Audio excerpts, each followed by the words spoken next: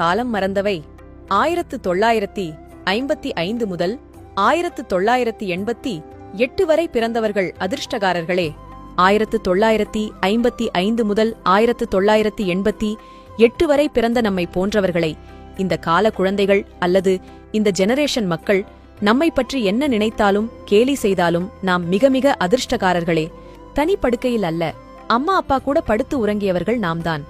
எந்தவித உணவுப் பொருட்களும் நமக்கு அலர்ஜியாக இருந்ததில்லை. புத்தகங்களை சுமக்கும் போதிமாடுகளாக இருந்ததில்லை. சைக்கிள் ஓட்டும்போது ஹெல்மெட் மாட்டி ஓட்டி விளையாண்டது இல்லை. பள்ளியிலிருந்து வீட்டிற்கு வந்தது முதல் இருட்டும் வரை ஒரே விளையாட்டுதான். ரூமிற்குள் அடைந்து உலகத்தை பார்த்ததில்லை. நாங்கள் விளையாடியது நிஜ நண்பர்களிடம்தான், நெட் நண்பர்களிடம் இல்லை. தாகம் எடுத்தால் தெரு குழாய்களில் தண்ணீர் குடிப்போம். ஆனால் பாட்டில் வாட்டர் தேடியதில்லை.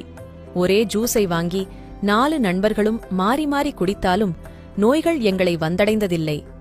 அதிக அளவு இனிப்பு பண்டங்களையும் தட்டு நிறைய சாதமும் சாப்பிட்டு வந்த போதிலும் ஓவர் குண்டாக இருந்ததில்லை. காலில் ஏதும் அணியாமல் நாள் முழுவதும் சுற்றி வந்தாலும் காலுக்கு ஏதும் நேர்ந்ததில்லை. சிறு விளக்கு வெளிச்சத்தில் படித்து வந்தாலும் கண்ணாடி அணிந்ததில்லை. உடல் வலிமை பெற ஊட்டசத்து பானங்கள் அருந்தியதில்லை. மிஞ்சிய சாதத்தில் ஊற்றி வைத்த நீரைச் சாப்பிட்டே உடல் வலிமை பெற்றவர்கள். எங்களுக்கு வேண்டிய விளையாட்டுப் பொருட்களை நாங்களே உருவாக்கி விளையாடி மகிழ்வோம். எங்கள் பெற்றோர்கள் பணவசதி மிக்க லட்சாதிபதிகள் அல்ல. ஆனாலும் அவர்கள் பணம் பணம் என்று அதன் பின்னால் ஓடியவர்கள் அல்லர். அவர்கள் தேடியதும் கொடுத்ததும் அன்பை மட்டுமே, பொருட்களை அல்ல. அவர்கள் தொடர்பு கொள்ளும் அருகாமையில்தான் நாங்கள் இருந்து வந்தோம்.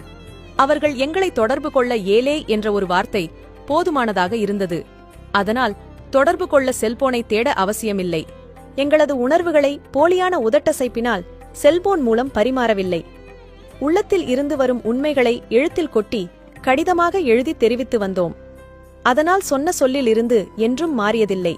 எங்களிடம் cellphone, DVD, PlayStation, Xbox, video game, personal computer, internet, chat போன்றவைகள் இல்லை. ஆனால் நிறைய நிஜமான நண்பர்கள் இருந்தனர். வேண்டும் பொழுது நினைத்த நண்பர்கள் வீட்டிற்கு சென்று உணவுண்டு உரையாடி மகிழ்ந்து வந்தோம். அவர்கள் வீட்டிற்கு போவதற்கு போனில் அனுமதி பெற தேவையில்லை. எங்கள் காலங்களில் திறமை மிக்க தலைவர்கள் இருந்தனர். அவர்கள் சமூகத்திற்காக தங்கள் செல்வங்களை செலவிட்டனர். இந்த காலம் போல சமூக செல்வங்களை கொள்ளையடித்தவர்கள் அல்லர். உறவுகள் அருகில் இருந்தது. உள்ளம் நன்றாக இருந்ததால் உடல் நலம் காக்க இன்சூரன்ஸ் எடுத்ததில்லை. இந்த மாதிரி காலகட்டத்தில் பிறந்து வளர்ந்து வந்த நாங்கள் அதிர்ஷ்டசாலிகளா இல்லையா என்பதை இப்ப சொல்லுங்கள்.